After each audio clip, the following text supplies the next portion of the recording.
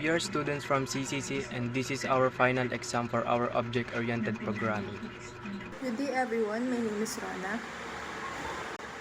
For our final output, we are assigned to design a simple Java Swing application that will demonstrate a simple pizza ordering system based on following requirements. For our project name, it is PM2 and class name is main. So upon clicking the create order button, this will be the output. So the idea is to allow the user to select a pizza flavor, select the pizza size, and select his or her choice of add-ons. By default, when you first run the program, Hawaiian is selected, the pizza flavor, and small size is the default size selected. And the prices for pizza flavor Hawaiian are displayed in the J labels. Each time the user selects a pizza flavor, the prices displayed in the J labels changes depending on the size. Refer to the table of prices, which is here. So, selecting add-ons of choice will give additional amount to the total order. Clicking the Create Order button will display the order summary in JText area following the details shown in the sample screenshot.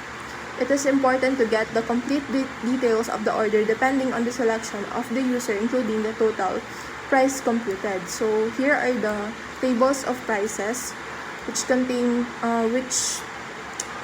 merong flavor na Hawaiian, ham and cheese, and pepperoni. Size na small, medium, large, and price na nag-range to 92. Nag-range sa 92, 170. So, for add-ons, merong pepper, onions, black olives, green peppers, extra cheese. And here are the price. Good day everyone, my name is Christopher Bangba Jr. Ngayon na-explain ko sa inyo ang pizza ordering system layout. Ngayon, ito ang select flavor at select size, select add-on sa order summary payment ay ng J level natin. Ang ito naman ang radio button natin, Hawaiian, ham, cheese, yan. Itong mga bilhin natin, medium size. Tsaka ito naman ang panel natin, itong nakikita ng bilog na ito, ay box panel natin yan. Tapos ito naman ang check button natin. Yan, itong laptop. Yan, ilak. Isa natin. Check button natin yan. Yan, itong text area natin. Pwede tayo mag-type dyan. Pag ito naturo natin siya sa editable. Pag true. Hindi na natin siya gagalawin. So ito. Yung payment natin, dito lalabas sa mamaya, tsaka itong blankong J level natin. Ito, mga button natin. Yan. Lalabas dito ang payment pag natin ito. Naka-rate order na natin. Lalabas yung magkano fully natin. Yun lang. Okay na yan. Thank you. Good day everyone, my name is Anne-Marie M. De Los Reyes. I'm here to explain the button.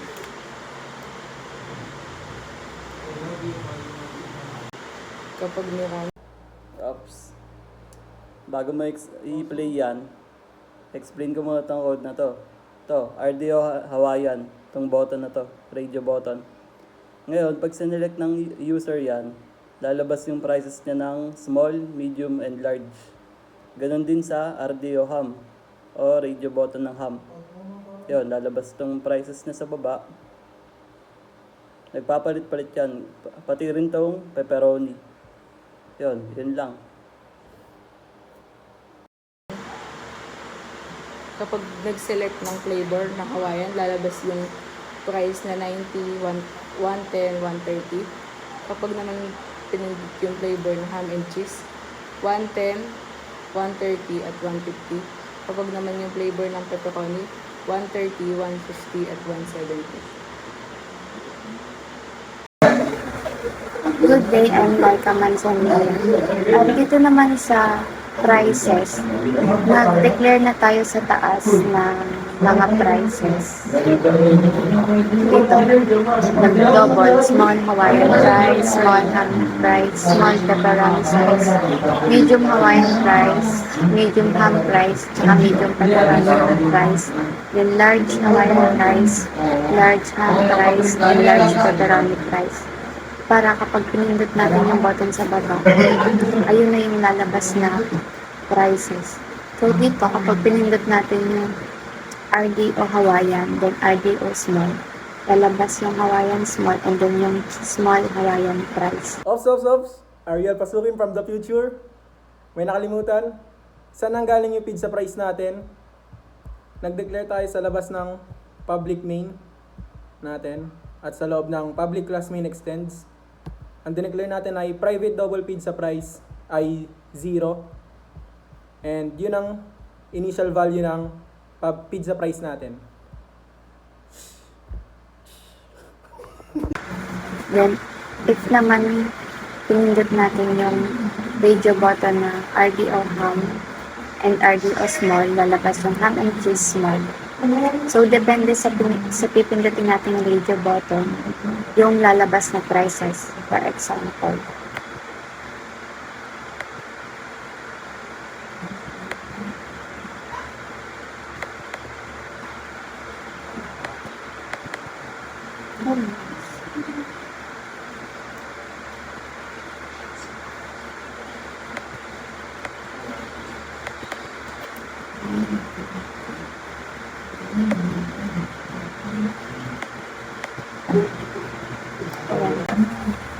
Tanat. Ito. Halimbawa, Hawaiian, then medium size. Lalabas yung 110. Halimbawa naman, ham and cheese. Tapos, ito yung mga prices na sa tabi. Yung pepperoni. Yung iba't ibang prices. Yun lang. Good day everyone. Ngayon, good day everyone. I'm Jomar Marcy. Ngayon, everyone, papakita ko sa inyo yung checkbox logic. Ito, explain ko. Ano ito si Pepper. Na-selected ko. Magkakaroon siya ng add-ons. At tapos ang pangalang add-ons mo is Pepper. Tapos dito naman sa onions, kapag pinili ko selected, magkakaroon siya ng add-ons tapos ang onions. Then dito naman sa black olive, kung selected, magiging yung add-ons niya nakalagay black olives. Then dito sa green peppers and extra cheese, ganun lang. Ngayon, ito yung may add-ons, magkakaroon siya ng pizza price ng plus 5. And sa dito naman sa onions, magkakaroon ng 10. And dito naman sa black olives, magkakaroon ng plus 15. Dito naman sa green peppers, magkaka-plus 20. Then dito sa extra cheese, magkakaroon ng plus 25. And everyone, ayun lang. Thank you. So, dito naman, nag-set tayo ng text sa area display. Kunyari, pag sa pizza flavor, kunyari, makikita dito, pag sinelect is, kunyari, ham and cheese, ayun lang yung masaselect niya. Same as sa pizza size. Pag sinelect mo is medium, ayun lang. Pag naman sa add-on, Ops! Bago natin ituloy yung explanation, bakit ang checkbox logic natin ay if lang lahat, hindi else if? Ganan. Ba't hindi siya ganan kada conditions? Kasi pag else if ang nilagay natin, kunyari ganyan yung code natin. Tapos check natin si check pepper, edi na-satisfy yung condition na to. Edi mag-a-add. Pero pag nag-check ulit tayo, hindi na ito mababasa. Ito lang ang mababasa. Kasi else if. Tapos pag check natin si black olive, ito lang din yung mababasa. Hindi mababasa to or ito. Kaya ang ginawa natin, walang else. Yun lang. na dito, na sinelect mo ay pepper, onions, kahit ilan, pwede mong maselect. Hanggang, basta kahit ilan pwede mong maselect. Pag naman sa total price, ang string format na ginamit ay %.2f para dalawa lang yung decimal point and nag-call ng pizza price. Good day, sir. My name is Carlo Angles Jr. from IT5. Ngayon, ipapaliwanag ko ang computation ng text payment. Ngayon, meron tayo dito ng text field. Ang pangalan niya is text payment. Then, meron tayong J-label. Ang pangalan niya is LBL change. Wala siyang lamang kasi kalamanan pa lang natin siya. Ngayon, ang J button natin is compute. Ngayon, nag-declare ako dito ng double para kahit decimal yung maging result niya is tanggapin pa rin. Pizza payment equals double that first double. First double para kahit double tanggapin. Then text payment that get text. para makuha yung text na itong text field. Logic for change. Pag mas malaking pizza payment kaysa kay pizza price, ito yung magiging formula natin. Double customer change equals pizza payment dot pizza price. Pizza payment minus pizza price. LBL change dot set text. Nga mag-set ng text LBL change. The change is plus string. Format natin is %.2f para double lang yung tanggapin niya. Yon, may mali ka doon pare. Yung %2f, para dalawa lang yung decimal na tanggapin niya. Yun lang.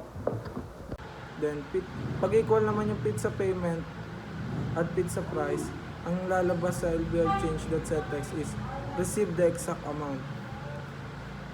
Ito naman, nag-declare rin tayo dito ng customer need pizza price minus, ito, baliktad naman to, pizza price minus pizza payment. Lalabas sa LBL change.setText niya is payment not enough, need plus more. Ito lang po. Maraming salamat. Good day, sir. I'm Richard John Stadena. Ngayon po, papaliwanag ko sa inyo ang default ng aming pizza ordering system, which is ito po yung code niya. Nakalagay na sa Hawaiian is true. Ang size niya po is small, which is nakalagay din po is true. Pag niran po siya, ganito po ang mangyayari. Ayun na po yung default niya, Hawaiian. Select size, small size. Pag po o-order kayo, ganda po. Halimbawa po, ham and cheese. Tapos large size. Then select po tayo ng add-ons. Lagay po natin pepper, onion, tsaka extra cheese. Create lang po natin yung order. Lalabas na po dyan yung total, which is 190. Magbabayad ako ng 200. Yan. May change pa pong 10. Ayun lang po, ganun lang po gumagana ang aming pizza ordering system, which is yung naka-default na siya. That's how it works po, sir. Thank you. Okay. So, additional lang sa output namin. For example, order ka ng ganan. Create order tayo. Kunyari, 200 yung yung total price. Tapos, ang nilagay mo lang ay 180. So, payment not enough. Need 20 more. Ganon. Tapos, pag sakto, 200. Receive the exact amount. Tapos, pag sobra, syempre may change ka. Pag negative value, ganon din. Kulang. Need 300. So, yan lang yung sa namin, output. Thank you. Yun. Ngayon, ginawa namin sa radio button namin ay grinop namin. Ngayon, paano namin ginawa yun? Una, sinelect namin to, yung magkakasama. Tapos right click. Tapos, new standard. Ito lang kiklik natin. Ngayon, ang gagawin nun, para hindi mag-select na multiple yung choices. Kunyari ito, play natin. Run. Yun. Kunyari ito. Yan. Hindi nag-select na multiple. Ganun na rin yung ginawa namin sa size. Yun. Ayun lang. Thank you for watching. That's all for our system.